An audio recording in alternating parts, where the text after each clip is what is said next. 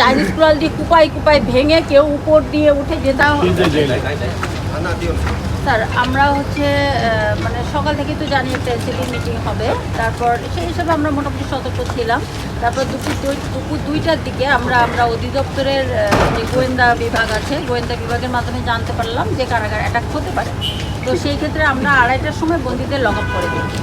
Lock up করে দেওয়ার পরে আমরা আমরা মোটামুটি নিজেরা সতর্ক অবস্থায় অবস্থান করি। রুমগুলোকে আটকাই দেই। আমরা করেছিলাম স্যার, এটা স্যারদের গোয়েন্দা মানে রিপোর্টের ভিত্তিতে আমরা এটা করি।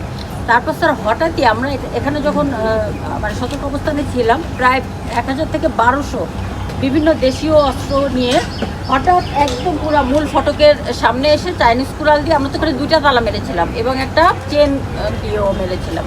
ওটা চাইনিজ কুড়াল দিয়ে কুপাই কুপাই ভেঙে কেউ উপর দিয়ে উঠে যেত। আমাদের ওয়ালটা খুব ছোটো ছিল। তো এই যে আসলো 1000 লোক দিয়ে আসলো, তো বাইরে কোনো প্রোটেকশনের অ্যারেঞ্জমেন্ট ছিল না? এটা মানে কারাগারের স্যার আসলে নিজস্ব ওই সক্ষমতা না, নিজস্ব না, মানে অন্য আইন শৃঙ্খলা বাহিনী তো ওই সময় ছিল। আইন শৃঙ্খলা রক্ষাকারী স্যার, আমরা যে রাস্তা দিয়ে আসলাম, ব্রিজটা পার হলাম লঞ্চঘাট, ওইখানে কিন্তু মূল প্রোগ্রাম হয়েছে স্যার। যাওয়ার সময় আমরা দেখাবো সেটা না, এই যে এখানে যে ওনার একটা আউটার সিকিউরিটিটা যেটা স্যার, আউটার সিকিউরিটিটা এটা